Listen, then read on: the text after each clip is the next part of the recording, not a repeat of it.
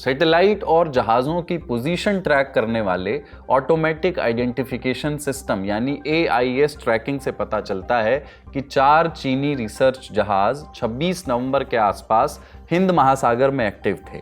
अब ये यहाँ क्या कर रहे थे कि भारत को ब्रह्मोस मिसाइल का परीक्षण टालना पड़ा, इस पर आएंगे। पर पहले इन जहाज़ों को इस कहानी के किरदार की तरह समझ लीजिए। ये जहाज़ थे लान हाई 201, लान हाई 101, शेन हाई यी हाओ और शी यन 6। चीनी सरकारी मीडिया के मुताबिक लान हाई 201 एक बड़ा और आधुनिक फिशरी साइंटिफिक सर्वे जहाज है। ये दुनिया भर में डेटा और नमूना इकट्ठा करने और उनका विश्लेषण करने में सक्षम है। लान हाई 201 13 नवंबर से भारत और मालदीव के पास सर्वे कर रहा है। दूसरा जहाज शेन हाई यी हाओ है। इसमें एक ऐसा सबमर्सिबल वेसल लगा है जिसमें इंसान बैठ सकते हैं। ये गहरे समुद्र से जीव जंतुओं और मिट्टी के नमूने इकट्ठा करता है। ये 10 नवंबर से अमेरिकी सैन्य ठिकाने डिएगो गार्सिया के आसपास मौजूद है। तीसरा जहाज है शी यान 6। ये एक डीप ओशन रिसर्च शिप है जिसका इस्तेमाल जियो फिजिकल सर्वे के लिए होता है। ये इंडोनेशिया के पानी से होते हुए हिंद महासागर में दाखिल हुआ और अब मॉरिशस की ओर बढ़ रहा है। चौथा है लान हाई 101 वेसल। इसे आखिरी बार 28 नवंबर 2025 को ट्रैक किया गया था जब वो श्रीलंका के गौल बंदरगाह की ओर जा रहा था। श्रीलंका अक्सर चीनी रिसर्च जहाज़ों को रिप्लेनिशमेंट यानी सामान भरने के लिए रुकने की इजाज़त देता है। हिंद महासागर में इन जहाज़ों की मौजूदगी आम बात है, लेकिन इनकी टाइमिंग खास है। ये जहाज़ ठीक उस समय भारत के इर्द गिर्द मौजूद थे जब भारत ने एक नोटैम यानी नोटिस टू एयरमैन जारी किया हुआ था। इसमें उड़ानें रोकने के लिए एक बहुत बड़ा नो फ्लाई जोन बनाया गया। ये 1 से 4 दिसंबर के बीच एक बड़े मिसाइल टेस्ट के लिए जारी किया गया था। जिस जोन के लिए नोटैम इशू हुआ वो विशाखापत्तनम के तट से लगभग 3485 किलोमीटर तक फैला है। विशाखापत्तनम वही जगह है जहां ईस्टर्न नेवल कमांड और भारत की न्यूक्लियर पनडुब्बियां तैनात रहती हैं। ऐसे तो बीजिंग ये कहता है कि ये जहाज़ समुद्र विज्ञान या मछली पालन से जुड़े रिसर्च कर रहे हैं, लेकिन इसकी टाइमिंग और एक्टिविटीज़ कई तरह के सवाल उठाती हैं। एक्सपर्ट्स और रक्षा अधिकारियों का दावा है कि इन जहाज़ों का 2 तरह से इस्तेमाल मुमकिन है। यानी बाहर से तो ये साइंटिफिक रिसर्च वाले दिखते हैं, लेकिन इनका काम सेना की मदद करना भी हो सकता है। Manohar Parrikar institute for defence studies and analysis यानी IDSA की एक रिपोर्ट कहती है कि ऐसे जहाज़ समुद्र की गहराई का नक्शा बनाते हैं, नीचे की ज़मीन और ढलानों को स्कैन करते हैं और वो एकाउस्टिक डेटा जुटाते हैं जिससे पनडुब्बियों को चुपचाप चलने में मदद मिलती है। ये जानकारी सबमरीन को पकड़ने वाले ऑपरेशंस और समुद्र के अंदर की सैन्य गतिविधियों के लिए बहुत ज़रूरी होती है। जहाज़ की क्षमताओं की बात करें तो ये सिर्फ रेंज ट्रैकिंग या सैटेलाइट ट्रैकिंग तक सीमित नहीं है। इसके पास electronic warfare, communication, interception, data collection जैसे कैपेबिलिटीज़ भी हैं। ये जो जहाज़ जो रिसर्च के नाम पर भेजे जाते हैं। बड़ी बात यह है कि ये सब सिर्फ डर या कागजी दावे नहीं है। Centre for strategic and international studies CSIS की एक रिपोर्ट कहती है कि 2020 से 2023 के बीच पूरी दुनिया में चीन के 64 ऐसे जहाज़, ऐसे वेसल्स सक्रिय रहे। इनमें से 52 जहाज़ों ने कम से कम 2 वार्निंग इंडिकेटर्स दिखाए, जैसे दूसरे देश की ट्रैकिंग को रोकने के लिए AIS बंद करना। उदाहरण के लिए शियांग यांग होंग 06 नाम के जहाज़ ने 2019 और 2020 में 110 दिनों में 10,000 से ज़्यादा किलोमीटर तय किए। इस दौरान इसने समुद्र में दर्जनों अंडर वाटर ग्लाइडर्स और फ्लोट्स तैनात किए। दावा था कि वो समुद्री पर्यावरण डेटा इकट्ठा कर रहे हैं, पर एक्सपर्ट्स बताते हैं कि इसी डेटा से पनडुब्बियों के लिए मैपिंग, अकाउस्टिक कॉरिडोर्स और कोवर्ट नेविगेशन तैयार की जा सकती है। सरल भाषा में समझिए तो समुद्र में आवाज़ों को सुनना और अपनी इंटेलिजेंस में इजाफा करना। 2023 में चीन का सर्वे वेसल हाई यांगशी यू 760, जिसे चीन तेल और गैस खोजने वाला जहाज़ बताता है, वो बंगाल की खाड़ी और उसके आसपास के इलाके में सक्रिय पाया गया। इस मिशन में समुद्र की गहराई और सतह की बनावट का डेटा इकट्ठा किया गया। वो सैन्य इस्तेमाल के बहुत काम आ सकता था। इसके अलावा 2025 में भी एक ऐसी ही चीनी रिसर्च वेसल इसी तरह का पकड़ाया जिसने बंगाल की खाड़ी में AIS ट्रैकिंग बंद कर रखी थी। AIS यानी ऑटोमेटिक आइडेंटिफिकेशन सिस्टम, जिसके जरिए समंदर में मौजूद हर वेसल की पहचान की जाती है। ये चीनी जहाज़ उस समय भारत से करीब 120 नॉटिकल माइल्स की दूरी पर था। ये वो क्षेत्र हैं जहां भारतीय नेवी के सेंसिटिव सबमरीन जोन्स और मिसाइल टेस्ट जोन्स हैं। इसे एक French maritime intelligence firm unseen labs ने ट्रैक किया। अनसीन लैब्स के 16 दिन के मिशन में कुल 1897 जहाज ट्रैक हुए, जिनमें से लगभग 9 से 10% ने AIS बंद कर रखा था, अपनी पहचान छिपा रहे थे ये लोग। चीन की ये गतिविधियां सिर्फ भारत को नहीं खटकती। श्रीलंका ने 2022-23 में इन जहाज़ों की एंट्री पर मोरेटोरियम यानी अस्थायी रोक लगाई। हालांकि आर्थिक दबाव की वजह से कुछ समय बाद श्रीलंका ने इन जहाज़ों के लिए अपने दरवाजे खोल दिए। इसी तरह मालदीव्स ने चीनी रिसर्च वेसल्स की एंट्री पर पहले सवाल उठाए, फिर बाद में इजाज़त दे दी। असल सवाल यह है कि चीन ऐसा क्यों कर रहा है, उसे इससे फ़ायदा क्या है? इसका जवाब है हिंद महासागर।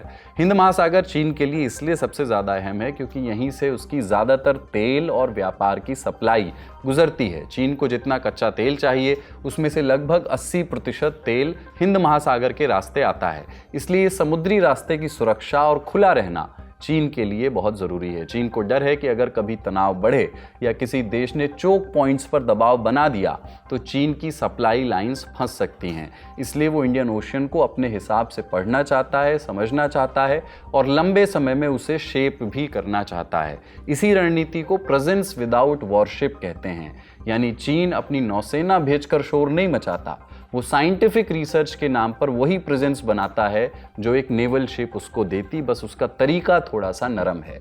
जब कोई देश इस पर सवाल उठाता है तो चीन यही कहता है कि साहब हम तो साइंटिफिक रिसर्च कर रहे हैं। सुनिए एक्सपर्ट्स को। 8 या 9 सबमरीन्स का विजिट्स भी होता है चीन से। तो ये सारा अंडर सी सिचुएशन को बैटलफील्ड अवेयरनेस कहते हैं। अंडरग्राउंड सिचुएशन को वो रिसर्च करते हैं और उनका आधार पर वो ऑपरेशंस लागू करना सोचते हैं। तो ये अंडर वाटर का बात आपने बताया अभी। ये जो सबमरीन्स उसका काम करते हैं। पहले जो चीन के जो वाटर्स में और हिंदू महासागर के वाटर्स में बहुत सारा टेम्परेचर का अंतर है। तो अगर कोई युद्ध होगा चीन और भारत के बीच में, ये टेम्परेचर्स का फैक्टर बहुत बड़ा है उनका। तो ये जानकारी करने के लिए ये सबमरीन्स को भिजवाते हैं। टेम्परेचर्स या बैटलफील्ड अवेयरनेस के क्या क्या मोहराया भारत ने, उनका इक्विपमेंट कैसा है, पैरामीटर्स कैसा है, ये सारा जानकारी लेने में ये सबमरीन्स विजिट्स भी बहुत काम किया चीन के लिए। कोई मिलिट्री ऑपरेशन शुरू करने में से पहले इंफॉर्मेशन आपको चाहिए। अगर आपके पास इंफॉर्मेशन नहीं है आपके जो एनिमी से या राइवल से, अगर उनका इंफॉर्मेशन नहीं है तो आपका पूरा जो मिलिट्री ऑपरेशंस ठीक से नहीं हो पाएगा। तो पहला इंफॉर्मेशन गैदरिंग, सर्वेलेंस शिप्स का पहला ड्यूटी इंफॉर्मेशन गैदरिंग होता है। और जासूसी करते हैं वो सारे फैसिलिटीज के ऊपर, और ये इक्विपमेंट का पैरामीटर्स क्या है और कौन सा वेपन सिस्टम्स उस पे उन्होंने भारत ने चढ़ाया ये इक्विपमेंट के ऊपर। चीन ने हिंद महासागर में अपनी रणनीति को आगे बढ़ाने के कई तरीके अपनाए हैं। सबसे पहले बीजिंग ने इस क्षेत्र में अपनी राजनीतिक पकड़ और रणनीतिक मौजूदगी बढ़ाने की कोशिश की। हिंद महासागर के ज़्यादातर देशों के लिए विकास आज उनकी सबसे बड़ी प्राथमिकता है। इसी मौके को चीन ने पकड़ा है। वो इन देशों के लिए एक बड़ा साझेदार बन गया है। बंदरगाह हो, हाईवे हो, एयरपोर्ट हो, दूसरे बड़े बड़े इंफ्रास्ट्रक्चर प्रोजेक्ट्स में चीन पैसा लगा रहा है। इन प्रोजेक्ट्स की लोकेशन बहुत ही स्ट्रेटेजिक है, बहुत ही रणनीतिक है। खास तौर से पोर्ट्स की लोकेशन, मिसाल के तौर पर पाकिस्तान का ग्वादर पोर्ट, ये चीन के स्ट्रिंग ऑफ पर्ल्स रणनीति का हिस्सा है, यानी भारत को चारों तरफ से घेरना और हिंद महासागर में अपनी मजबूत समुद्री मौजूदगी कायम करना। दूसरा पोर्ट है श्रीलंका का हम्बनटोटा। हम्बनटोटा भारत के दक्षिणी छोर से बहुत ही करीब है। अगर अगर वहां चीन की सैन्य मौजूदगी बनती है तो उसे बड़ा रणनीतिक फायदा मिलेगा। इससे चीन आसानी से भारत के समुद्री व्यापार पर नजर रख सकता है और जरूरत पड़ने पर दखल भी उसमें दे सकता है। लिस्ट में तीसरा है बांग्लादेश का सोनादिया पोर्ट। ये बंगाल की खाड़ी में पड़ता है, जहां चीन अपनी नौसैनिक मौजूदगी बढ़ाने की कोशिश करता रहा है। सोनादिया पोर्ट सिलीगुड़ी कॉरिडोर के काफी पास है। ये वो सकरा इलाका है जिसे चिकन कॉरिडोर भी कहते हैं, जो भारत के बाकी हिस्सों को उसके पूर्वोत्तर राज्यों से जोड़ता है। यानी भारत की सबसे अहम संचार और सप्लाई लाइन यहीं से गुजरती है। अगर चीन आसपास के पोर्ट्स पर प्रभाव बना लेता है तो तनाव होने पर वो इन लाइंस पर दबाव डाल सकता है। आखिरी ऐसा पोर्ट है म्यांमार का क्योक प्यू।